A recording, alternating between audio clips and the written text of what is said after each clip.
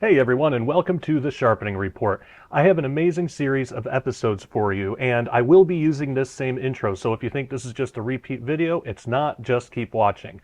For those who aren't familiar, a couple months ago I started working with Zach Drew at IGBY International Ministries, and already we have produced some amazing things that I want to share with you tonight.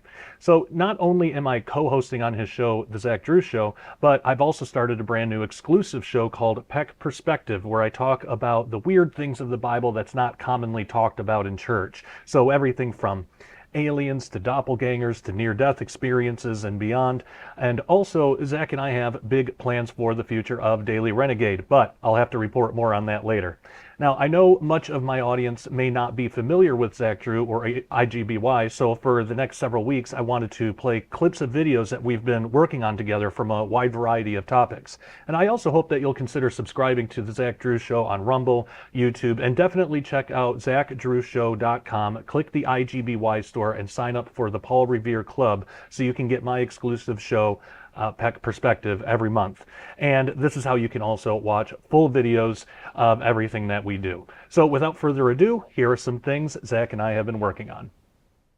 Hello, everybody, and welcome to today's show. I'm your host, Zach Drew. And I am Josh Peck. Josh, it is fantastic to have you here in Central Illinois. Well, thank you for having me. It's great to be here. I'm very excited.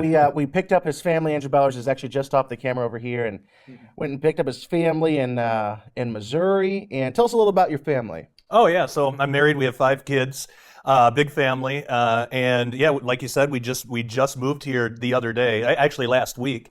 And we've just been having a blast. We're settling in great. Kids are happy. Wife is happy. So everything's going really well. Listen, and you understand this, that watch this show, to be in the Lord's will is the only place that you should want to be in your life. And whenever you are operating in God's will, it's just favor and it's blessing. And it's just not to say that your life is going to be easy and nothing but, unicorns and rainbows by any means, but it's just different. Life is good. You know that whatever life throws at you can handle whenever you're in the will of God. And let me tell you something, is that I don't know exactly, because we know in part, we prophesy in part, but God is doing something really big. Just how this whole thing came about with Josh Peck coming in. You've read his bio, and it's more than just a bio, because he has written a bunch of books and done some fantastic award-winning documentaries on even really hard topics like child sex trafficking. Yeah. So he really can do a lot. He's really good, but there's a God thing happening. There is a God connection taking place, that Josh came here with his entire family, moved here, served for a long time at Skywatch TV. We love Tom Horn and the whole team out there.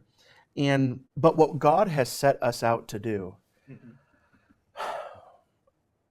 I really feel like it's really going to be huge. I feel like that too.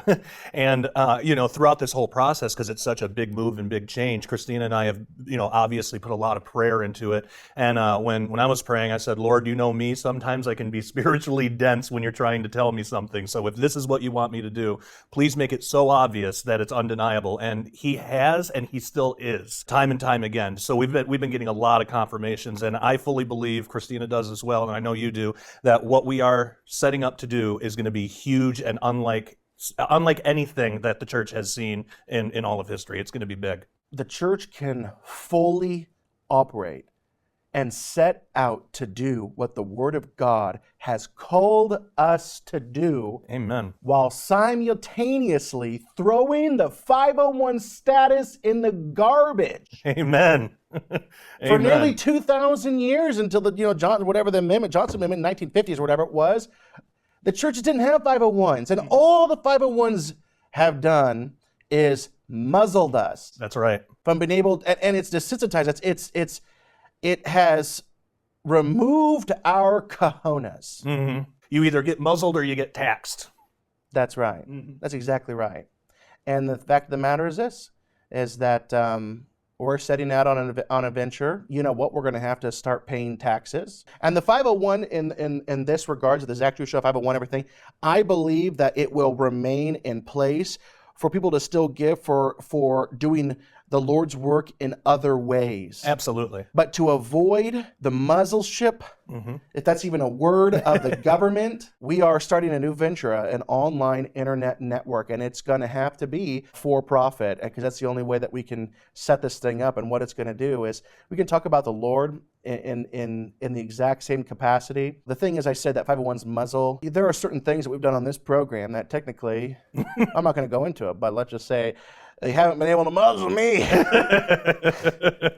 as much as they would like. Yeah. But I understand that as this grows, when we hit a certain peak and we're above the radar, they're going to come after us. Oh, big and time. so we can not only talk about the Lord and talk about these things, there's going to be a time where even what we're doing is going to be killed by the Antichrist system, I believe. Me too. But we are going to escape that huge first wave of, well, you can't talk about those things because that's hate speech. There goes your 501 tax status. See you later meeting place. You can't even meet anywhere. Oh, well, you know what? I don't care if that person is a sold out Bible-believing Christian that's running for Congress or such and such. You cannot endorse them. Yeah. Well, guess what? We're going to be removing ourselves from all of those limitations. And it's so exciting. We'll have the freedom to say whatever we want to say in whatever capacity.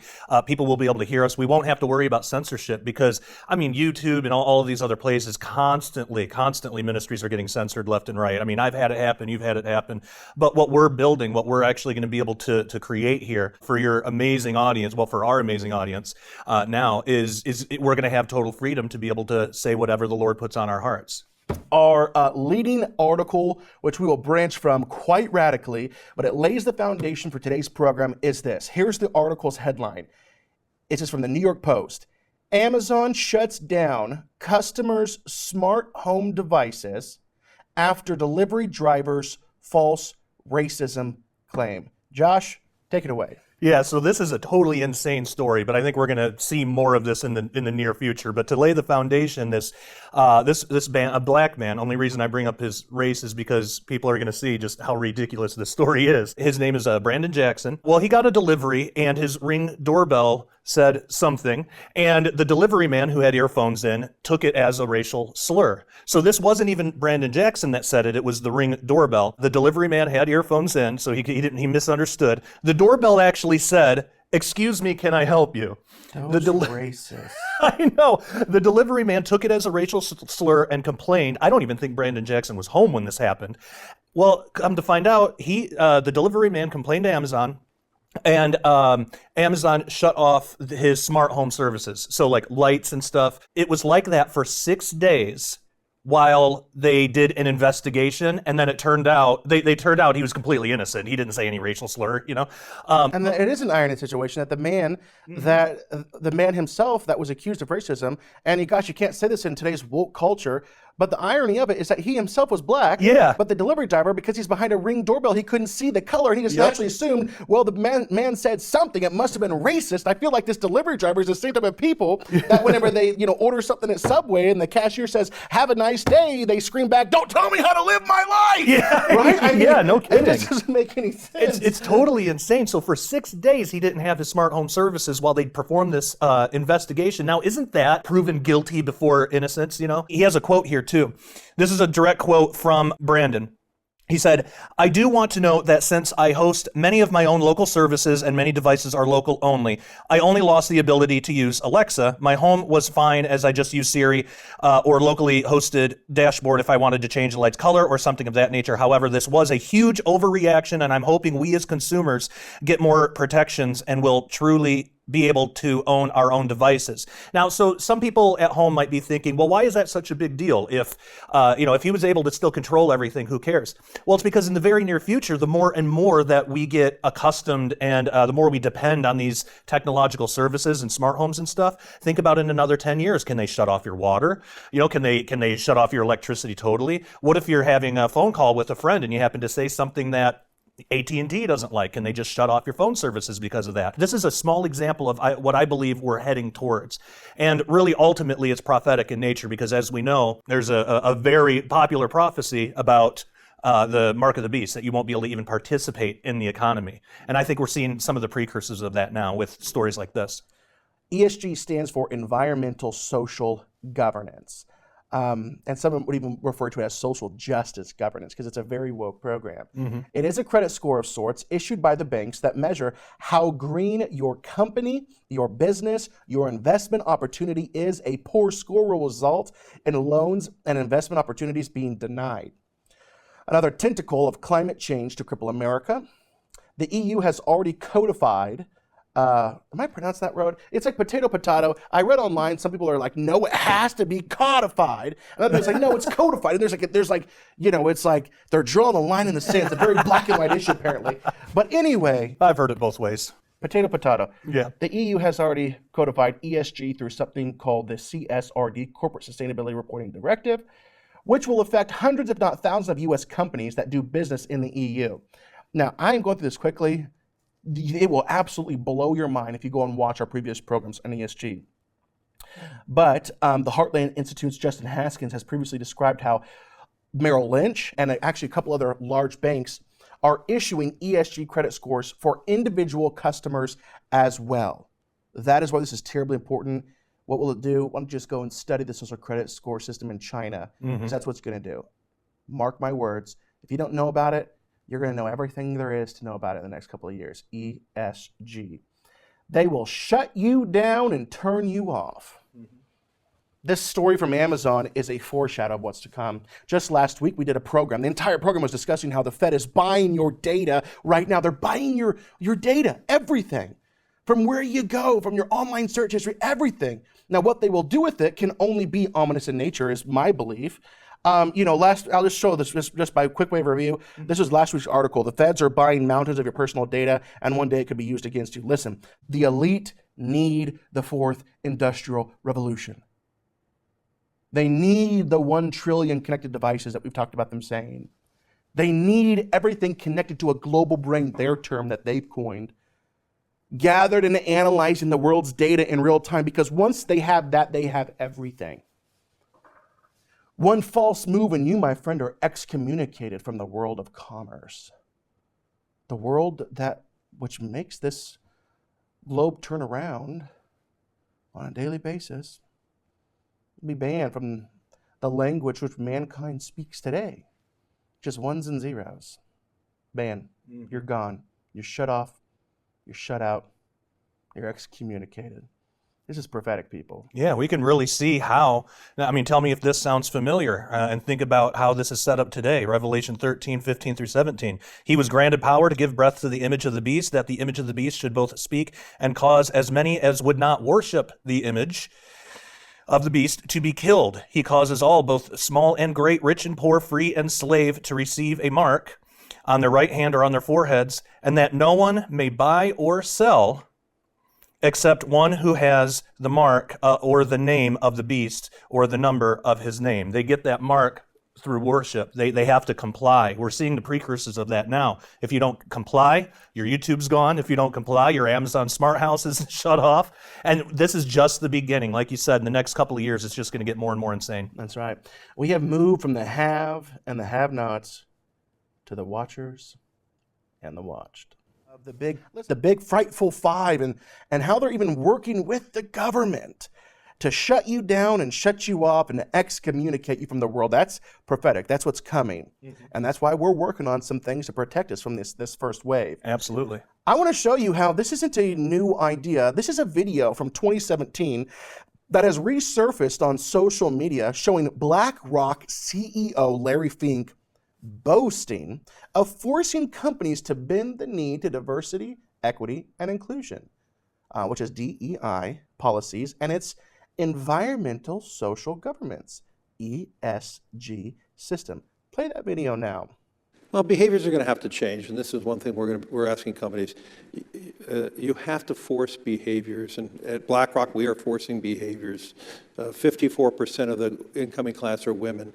We added 4 more points in terms of diverse employment this year, and what we are doing internally is, if you don't achieve these levels of impact, your compensation could be impacted. Okay, we're doing the same thing. So it's just you have to force behaviors, and if you don't force behaviors, whether it's gender or race or just any way you want to say the composition of your team, you're going to be impacted. And that's not recruiting, it is development, as Ken said. And ultimately, it's still going to take time, but I am just as much shocked as Ken is that we have not seen more opportunities. And we're going to have to force change.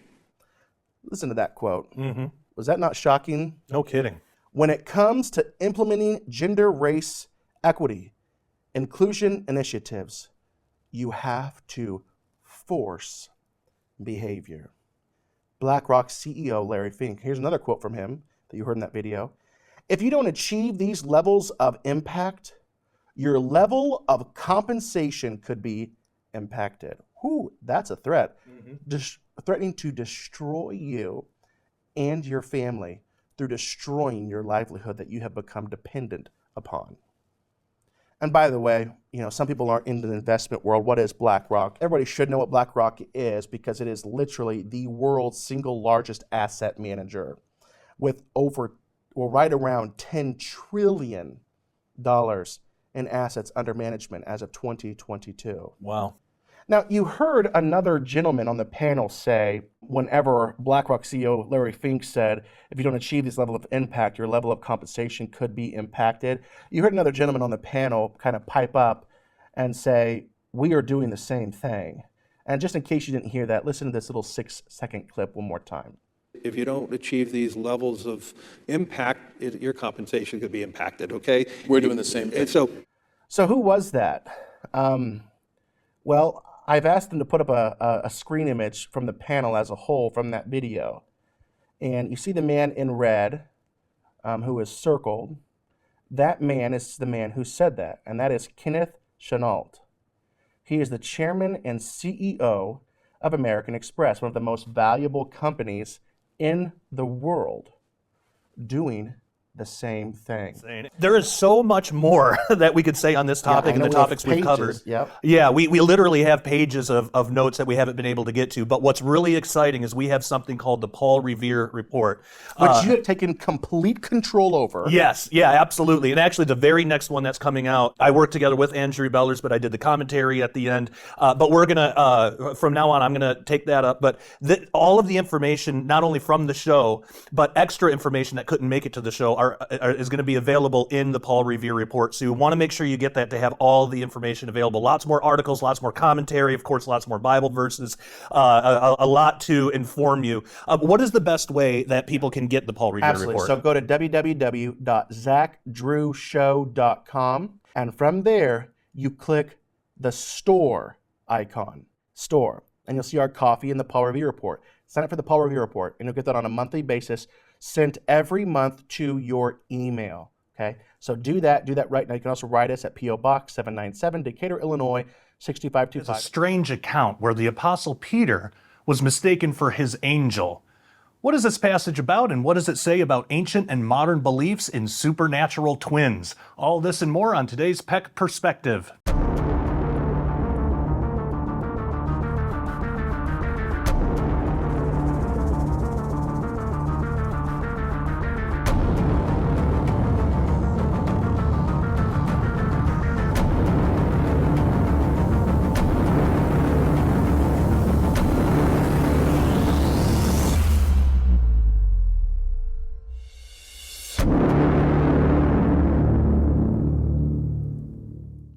Hello and welcome to Peck Perspective. I am your host, Josh Peck. If you're watching this, then you are a member of the Paul Revere Club, and I want to personally thank you all who are giving so that we can accomplish our ministry goals. For some context, there's actually a rich historical record of these mysterious doubles. German folklore talks of the Doppelganger, meaning double walker. It appears the first use of the German word doppelganger was in a 1976 novel by Jean Paul. However, the concept goes much further back than that in ancient mythology. Of course, folklore and myths should not dictate how we interpret the Bible, but it is interesting that seemingly every religion and culture had some form of this supernatural twin. Building upon the ancient widespread belief that every man and animal has a spirit double, the folklore of the doppelganger says if a person is to meet his own double, it is a sign that his death is coming soon. The Quran also speaks of a spirit double called a Karin, which means companion, mate, comrade, or intimate. A Karin is a spirit being that is believed to be born with every person, yet is born the opposite sex. So males have female Karins and vice versa, staying with them throughout their entire lives. On the last day, the Karin can testify against a person, causing them to be cast into hell. That's from Surah 50, 21 through 32. It is also believed this entity can deceive and cause eternal doom to people. Surah 4, 38, 43, 36 through 38. Much like the doppelganger, the Karin is thought of as a demonic spirit, though Muhammad believed it was a personal spirit that could be converted to Islam. In ancient Egyptian mythology, there was a belief in a spirit double called the Ka that would have the same memories and emotions as the real physical person it looked like. In Norse mythology, there was a supernatural double called a Vardogur, which would be seen doing the actions of the person they were imitating in advance. Finnish mythology had something similar and called this strange pre-action pattern as having an etiainen, meaning first comer. Now, one of the strangest stories, a bit closer to our time, was that of Emily Saget.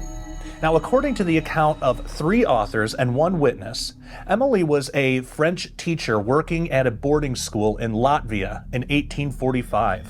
She apparently had her own doppelganger working there as well, because students began noticing rumors of one student talking to her at the same time as another student in a different part of the school would be talking to her there as well. One witness named Julie said there was a day Emily was writing on the blackboard and students saw her double right next to her, imitating the same actions. But the only difference was that the real Emily had chalk in her hand and her double did not. One of the strangest cases occurred when her entire class of 42 students saw Emily picking flowers outside through a window. However, in the classroom also sat Emily in an armchair. The classroom Emily left the classroom briefly, but then Emily appeared suddenly back in the armchair. Some students looked out the window to the Emily picking flowers and noticed that she moved very slowly, almost as if a drowsy person might move. The classroom Emily appeared very still and motionless. Some students decided to get up and try to touch the Emily in the armchair. They said they felt a slight resistance, like touching a fine fabric, but were actually able to move through the apparition. The classroom Emily did not respond at all when the students were doing this, and after a while, gradually disappeared. When the students looked out at the Emily gathering flowers, they noted that she was back to normal, behaving at the normal speed that she usually would. Now, according to the story, this phenomenon became so frightening to the parents of the children at the school that Emily was actually asked to resign. At that, Emily admitted this was the 19th time she had to leave a teaching position because of this problem. After that, she went to live with her sister-in-law who had children, and when a former student, the witness from before, went to visit her, she realized the children were all aware of the phenomenon and even said they had 2 Aunt Emilys. After that, Emily moved to Central Russia, and the witness lost track of her completely. Acts 12 through 15 describes how, when an angel let Peter out of prison, some people mistook it for the man's double. Quote, "When he realized this, he went to the house of Mary, the mother of John, whose other name was Mark, where many were gathered together and were praying. And when he knocked at the door of the gateway, a servant girl named Rhoda came to answer. Recognizing Peter's voice, in her joy she did not open the gate, but ran in and reported that Peter was standing at the gate. They said to her, 'You are out of your mind,' but she kept insisting that it was so. And they kept saying, 'It is his angel.'" This passage lends evidence that even the apostles had a belief in a type of angel that was identical in appearance to the person he was assigned, though we are not told much else about it. On Acts 12:15, the Faith Life Bible Study says, quote, "The Greek word used here is not phantasma, the typical Greek word for ghost, used elsewhere in the New Testament, Matthew 14:26, Mark 6:49, and in other ancient Greek literature. Instead, the Greek word used is angelos, which is used to describe a heavenly being sent from Yahweh or a messenger. The church's reaction likely testifies to an ancient belief that one's angel was a kind of celestial entity that accompanied a person for his or her welfare. Compare Matthew 18:10, Hebrews 1:14. The Holman New Testament commentary of Acts reads, quote, "What a fascinating idea. Ancient Jews and many modern Christians believe that each person has a guardian angel, though that idea is hardly supported with great weight in the pages of the New Testament. Some years after the New Testament was written, this concept developed into the view that these guardian angels also bore the image of the persons they protected and often appeared immediately after that person's death. Although we certainly do not want to read post-biblical literature back into our interpretation of Acts, it is not difficult to see that notion among these early believers. Did they believe Peter had been delivered and now waited outside in the street? No. They could believe, however, he had died and gone to heaven, and his look-alike angel stood there. Now, for Christian theologians, this idea is known as a divine double, though it is not widely known across mainstream Christianity today. A few years ago, I interviewed my good friend who is sorely missed, the late Dr. Michael Heiser, biblical theologian and author of The Unseen Realm and Angels, about this question of spirit doubles in the Bible. When I asked about Acts 12:15, Dr. Heiser replied, quote, "It could go two directions. There are two discernible sets of thoughts about this kind of thing in Second Temple Judaism and in the New Testament era. In the New Testament cultural worldview matrix, the statement could mean that what they were hearing is his departed self. In other words, his angel would convey the idea that Peter is dead, and now we're essentially getting a visitation by his ghost. There was a belief that when someone died, it wasn't that they became an angel, it's that they could appear to you as a phantom-like creature or entity. Since angels were those kind of entities as well, the two ideas became conflated together. It could also be something that is found in the Second Temple Judaism. There is a doctrine that is spelled out in the Dead Sea Scrolls called the two spirits idea. It says there's a spirit among humanity, a spirit of man, and there's two sides to it, one good and one evil. To the ancient people of Qumran, a person either had the evil spirit or the good spirit.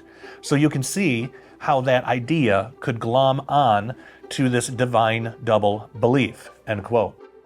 Some of the earliest sources of the divine double belief that may have influenced early Christianity can be found from Tatian, the Assyrian, who was a Christian author from the 2nd century who believed in a conjunction of each human soul with its divine spirit, and Valentinus, a 2nd century theologian who believed a type of union exists between us and our angelic counterparts. In his only surviving work, The Address to the Greeks, Tatian discusses a version of the divine double belief. Now, this version sees a man becoming reborn as a type of twin, in a sense, of Jesus. Now, in a way, it is similar to the idea we currently have that when we die, go to heaven, we are sinless and we will be similar to Jesus, yet will not be identical to him. Tatian also believed in a stark difference between soul and spirit. He describes how Satan led humans and certain angels astray. These deceived beings, humans and angels, were banished by God, which resulted in each of them losing their, quote, more powerful spirit, end quote. He writes, quote, "There are two different kinds of spirits, one of which is called a soul, but the other is greater than the soul. It is the image and likeness of God. The first humans were endowed with both so that they might be part of the material world and at the same time above it. This is how things are. On the surface, this may sound similar to some more modern Christian beliefs we may have. However, there are differences. Tatian believed we humans now only have our soul as a spirit. Our actual spirit, the greater soul, has been lost to us. The other spirit is the image and likeness of God, such as is described in the creation account in the book of Genesis. Without the spirit, humans have no real attachment to the divine, at least not as much as we had prior to the fall. Without intervention, Tatian believed the soul will dissolve with the body at death. So, of course, we can see some similarities, but there's a lot of differences too. That's why we have to be very careful when we read early church writings. Some are great, some are a little off, but it's a very interesting insight into the mind of some members of the early church. Valentinus, 100 to 170 AD, was a contemporary of Tatian. According to Irenaeus of Lyons, circa 130 to 202 AD, in Against Heresies, Valentinus believed and taught that the cosmos is organized into an emanating series of male and female pairs, and in fact, his whole view of the physical and spiritual world was actually pretty Gnostic in nature, even referring to 30 divinities or aeons in 15 pairs that make up the divine realm called the pleroma, or fullness. Later, Valentinian explanations of the sacraments, such as baptism, included the belief that they affected a union of each individual with his or her angelic counterpart. The Valentinian interpretation of divine doubles was more closely related to Gnosticism rather than Christianity, which is important to note because there are stark contrasts between the two. Christianity and Gnosticism do not mix. Perhaps sometime on the show we will do a deep dive into Gnosticism and show how very different it is from modern Christianity today and even early Christianity in the first centuries. So we've talked about the Fed's attempt to retire the US dollar in a physical way to move to this digital currency. But the globalists are now trying through, and Josh is going to tell you about this, through BIS, which is it's a bank. It is, understand this, it is the central bank for central banks. There are 63 central banks that are a part of BIS, including the United States Federal Reserve. Listen to what they are planning right now. Yeah, it's insane. So the Bank for International Settlements is calling for a creation of what they're calling a unified ledger. And basically, this would record ownership of all assets on Earth. Now, on the surface, that doesn't seem too bad. Well, they just want to know what everything is. But it wouldn't only be record keeping. This would actually, this would give them control over these assets as well. Globalists would be in control of this ledger, meaning that they decide how ownership of assets would be affected. Listen to this quote from Mike Adams, the owner of Natural News. He says, quote, "This new plan describes an Orwellian, globalist-run unified ledger that records the ownership of all assets, checking accounts, real estate, bonds, stocks, etc., on a centralized exchange run by globalists. All assets will be tokenized, a process that the BIS describes as recording claims on financial or real assets that exist on a traditional ledger on a programmable platform. This unified ledger will feature programmable entries, meaning that your ownership of assets can be revoked or altered at any time according to the social engineering desires of the globalists." Time out. Mm-hmm. Okay, so basically, think about the China social credit score. Yes. And they have access to all this sorts of information, because I believe this absolutely will be paired with, well, actually, you know what? I'm not even going to go there, because that would be a 6 or 7 minute rabbit trail. So if you do something, if you say something that the global ruling elite don't like, what could happen? Yeah, they can give your assets to somebody else. And we're even seeing this kind of thing already manifest in the world today. Just recently, Nigel Farage, who was the leader of the Brexit party, he's been what's called debanked now, which means that his bank shut down all of his accounts, and he's actually been blocked by 9 other banks. So basically, most likely because of political reasons, of course, but he's not allowed to participate in the economy through the banking system. Okay, that's insane. Yeah. So this is happening today. So I had actually never even heard that word. It's like all these new words that 5 or 6 years ago you never heard about. Whether it's critical race theory or even the cancel culture. So now there's a new term. It's called debanked. Yeah. And Nigel Farage has been debanked, and 9 different banks are no longer even giving him the option to bank with them. So they're essentially excommunicating him from the world. So what can he do? What is he going to do? If he can't find if he can't find a bank, he's going to have to move abroad and hope to find a bank in another country. But isn't that insane that they're trying to kick him out of the country because of the Brexit thing? I mean, it's clear what's going on. And if he can't participate in the economy, they'll probably succeed in getting him out. But I mean, isn't that borderline prophetic? We know that there's going to be a time in the future where people, if they don't worship the beast, they can't participate in the economy. That's right. We're seeing the precursors of that now. Man. Yeah. Yeah, I'm reading here. He has claimed that life in Britain could become unlivable for him, and he might be forced to relocate abroad. Unbelievable. Because he holds opposing political views, which are, hello, conservative. Mm-hmm. Man, Josh, I'm telling you right now, we need to prepare. There is a financial reset coming, and some people are saying that we're entering into a recession, maybe even a depression. Yeah. And the fact is this: I don't think it's going to be a depression like anybody has ever seen. I believe that there is going to be a total collapse of the economy. And one thing I just don't know is when. I don't know if it's in the next 2 years. I don't know if it's in the next 5 years. I know that all the signs right now are pointing that it is soon.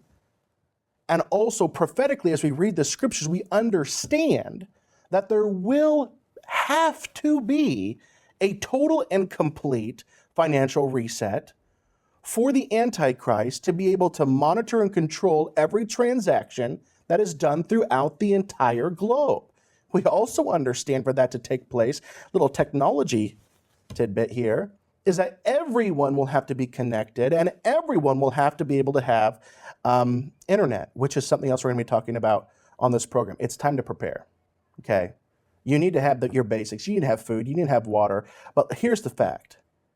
Anything that is physical and of value. I am not a financial advisor, so this is not financial advice. This is my opinion.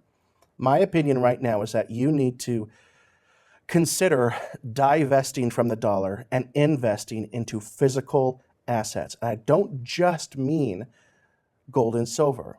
I mean anything that you can touch that's tangible. Because the fact is this: zero is zero. The dollar is going to go to zero value.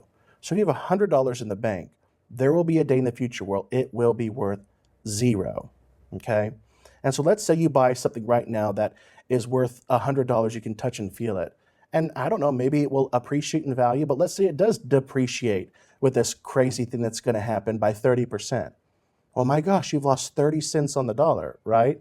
Well, a 30% decrease in what something is worth is far better than a 100% decrease. And the dollar is going to zero. In my opinion, and I'm doing it right now personally, is to divest from the dollar and invest into things of physical value. Another thing that we need to discuss, it's huge. Huge, people. Way bigger than even what we just talked about. The UN Summit of the Future. So the UN has now come up with a shockingly insidious plan for global domination. Big surprise, right?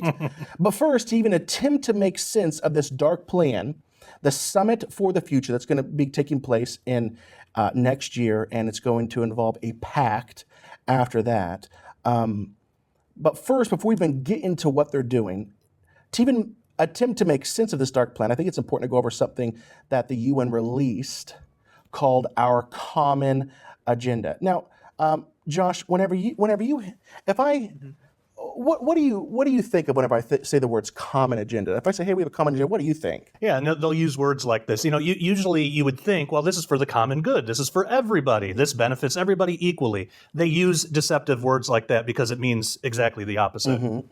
So if I'm speaking at a pulpit in a church and I'm the pastor of the church and I said, hey, listen, there's certain things that we're going to want to do with the church. It's going to, it's kind of serves our common agenda. Everybody is going to be like, okay, it's for the betterment of everybody in this room. We're all going to be basically, for the most part, in agreement. If there's 100 people, the vast majority are going to be in agreement with this common agenda. So whenever the United Nations, who tries to speak for the entire world, is saying a common agenda, what they are insinuating it is the common goals of nearly the entirety of the human population. Yeah. So our common agenda is the Secretary General's vision for the future of global cooperation. It calls for inclusive, networked, and effective multilateralism to better respond and deliver for the people and planet to get the world back on track by turbocharging action on the Sustainable Development Goals. That is the 2030 Agenda. It outlines possible solutions to address the gaps because, listen, they're lacking and they need to figure out a plan. How can we remain on track to fully execute all of the Sustainable Development Goals by 2030? Well, this is how they're going to do it. They're calling for the Summit of the Future that will be held in 2024. So now if you can kind of put that next image on the screen, this is the road to the Summit of the Future. So in 2015, and we don't have time to read it all, but in 2015, you had the 2030 Agenda. Then 2020, UN 75 Declaration, 2021, our Common Agenda, 2023, SDG Summit, and now we're looking at the Summit of the Future.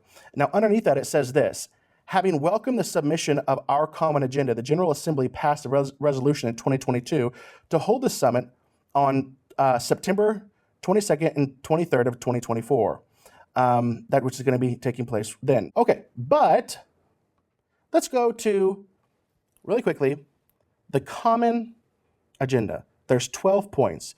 We don't have time to read through them all, but we're going to at least give the bullet points.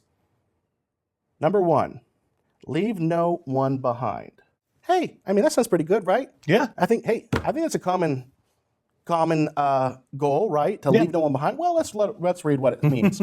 Renewed social contract anchored in human rights. A new era for universal social protection, including health care and basic income security. That's universal basic income. Reaching the 4 billion unprotected.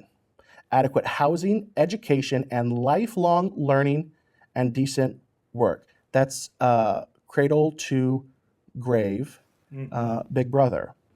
Digital inclusivity. Worldwide Summit 2025 is going to address these things. Number 2, right below number 1, is protect our planet. Net zero emissions by 2050 or sooner. Declarations of climate emergency, which is going to hint at what you're going to be discussing for the this new, what's it called again? Pact of the Future. Pact of the Future. So climate emergencies. Package of support to developing countries. Number 3, promote peace and prevent conflicts.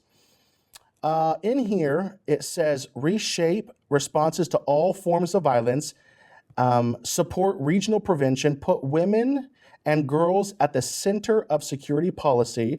4, abide by international law and ensure justice. For the sake of time, we're going to kind of skip a few of these, but you need to maybe even pause your TV and read through them. Place women and girls at the center, which is odd, right? Because, equality is, well, it means equal. Yeah. Not elevating one and demoting the other. So repeal of gender discriminatory laws, that's subjective. Promote gender parity, including through quotas and special measures. Facilitate women's economic inclusion, including investment in the care economy and support for women entrepreneurs. Include voices of younger women. 6, build trust. Global code of conduct that promotes integrity in public information. Okay, so that means that they will have total control of everything, including what is done and not done on the internet, which leads us to point number 7, improve digital cooperation. Connect all people to the internet, including all schools. They're the gatekeepers. 8, upgrade the United Nations. 9, ensure sustainable financing. This is going to be ESG related entirely. 10, boost partnerships. 11, listen and work with youth. Every single one of these you could talk about for 5 minutes, but we want to get to some more of this fantastic content that Josh has prepared. And be prepared. All right, Josh, that is the things that they're going to be discussing at this summit. Tell us more. Yeah, well, they want to initiate the pact for the future. And this would begin September 2024. And this is only 2 months before the general election of the U.S. So they're trying to fast track this while Biden is still in office, so it can be guaranteed.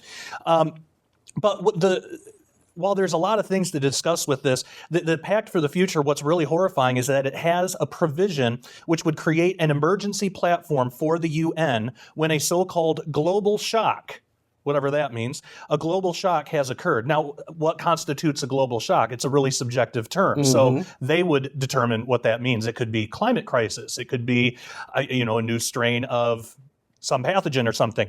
And again, it's a subjective term. So that could be any disaster, whether it's real, whether it's natural, whether it's manufactured, could be used as an excuse for the UN to take control for what they say in it, a finite period of time. Again, another subjective term. Total control. Yep. And they even have another clause in there which they can extend that finite period of time. So an indeterminate period of time, finite is another subjective term, but they also have the option to extend that. So listen to this. Basically, the UN would be telling everybody what to do, and they don't need member states' permission for any of this. Hold on. So they'd be able to tell Americans what to do. Yep. Well, what if I don't vote on that? Oh, it won't matter at that point. You'll have to comply. Listen to this. Listen to this quote. The emergency platform would provide the international body with power over all nations in times of distress. Such power, according to the UN, is needed to, quote, ensure that all participating actors make commitments that can contribute meaningfully to the response and that they are held to account for delivery on those commitments, end quote. The article continues, according to the UN's policy proposal, the Secretary General could extend the emergency platform if need be, despite its duration being set for a finite period. Such a decision would be made without the consent of any member nations. That's unbelievable. You know what's even worse? President Biden, our very own President Biden, is fully in support of these proposals. The article continues, Biden has a long history of doing whatever the globalists want, and so this is probably why they're trying to rush this through before the next U.S. presidential election. Now, Josh, there is also a globalist organization called the Arup Group. Yeah. This is insane. They have close ties to the World Economic Forum because, of course, they do. And they're proposing an end to many of the freedoms that we enjoy. Here's a direct quote from them. On construction, cities need to change what types of buildings and infrastructure are built, as well as what materials are used. On transport, private car ownership needs to end, and the shared vehicles that replace it have to use much less materials and be longer lasting. Urban residents will also need to adopt a largely plant-based diet, mostly replace flying with less energy-intensive forms of long-distance transport, change how clothes and textiles are consumed, and keep electronics and household appliances for longer. Again, like I mentioned before, we can see the precursors to the prophesied one world government occurring now. I quoted this last week, but it bears quoting again. Yeah, go ahead. Revelation 13:7-8, and it was given unto him to make war with the saints and to overcome them, and power was given him, this is the Antichrist, over all kindreds and tongues and nations, and all that dwell upon the earth shall worship him, whose names are not written in the book of life of the Lamb slain from the foundation of the world. We are being attacked at literally every angle right now, and it's now more important than ever to stay vigilant and oppose these absolutely ridiculous proposals. That's right. And listen, I just would encourage everybody that's watching the program today, get in your word. Get in your word. The more you are in your word, the more you'll be able to recognize and hear the Lord's voice as he is speaking to you in that still, small voice. It's going to be incredibly important to know every direction that we are supposed to take in these times ahead. And you're not going to know if you're not close to the Lord. Get into your word.